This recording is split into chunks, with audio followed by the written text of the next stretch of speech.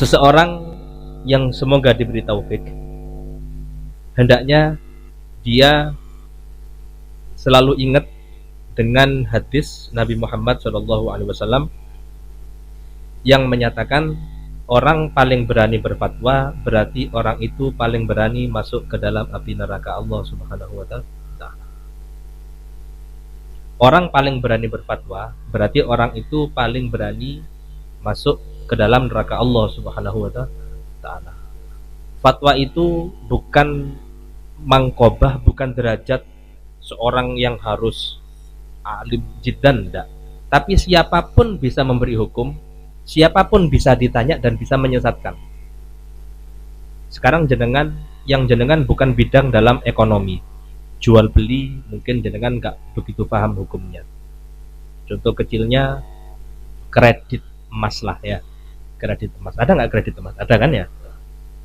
Ketika jenengan ditanya, jenengan nggak tahu hukumnya apa, cuman jenengan wis aku cek diwara pinter lah, cek ono oleh lek mari ngaji.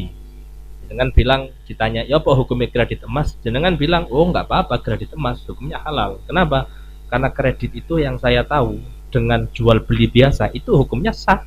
Meskipun kredit pada dasarnya nanti harganya akan berlipat daripada harga cashnya, kan seperti itu. Itu hukum kredit nggak apa-apa karena dia. Jadi dia menyamakan barang dengan emas yang padahal nggak boleh untuk dijual dengan cara kredit.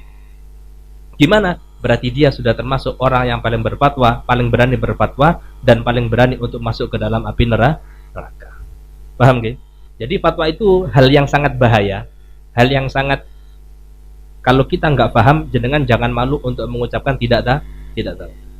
Yang pernah saya ceritakan, Al-Imam Malik, beliau 43 pertanyaan, gurunya Imam Syafi'i, 43 pertanyaan, itu yang dijawab cuman 13. 30 pertanyaan beliau semua mengatakan aku gak ngerti. Beliau bukan, kalau sekarang bukan ustadz, beliau sudah dijuluki imam, kalau sekarang ini mufti. Kalau di Indonesia sekarang mungkin gak ada mufti, adanya di Hadramut. Di Hadramut itu banyak ada mufti, orang yang secara kitab sudah menguasai banyak kitab, banyak hafal beberapa kitab. Itu kalau mereka ditanya sumbernya di mana, pengambilan hadisnya apa, Qur'annya apa, mereka bisa, itu mufti. Ini Imam Malik bukan mufti lagi, tapi mazhab, muqarrir yang bikin mazhab. Jadi, oh hukumnya sholat ada kunutnya tapi sebelum kunut. Oh hukumnya ini nggak perlu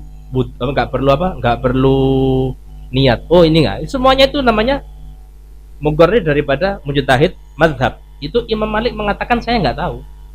30 pertanyaan, nggak malu sama sekali. Sampai orang yang datang dari Maroko bilang, jenengan lah imam sih, jenengan orang yang punya mazhab, mau saya tak takoni gak ngerti. Jawaban Imam Malik, kamu dari Maroko, golek ono menoro, bengo ondek menoro masjid yang paling dukur, bilang Malik iku orang paling bodoh di kota Madinah. Malik orang paling bodoh di kota Madinah, orang paling pinter tapi nggak malu untuk mengatakan nggak tahu.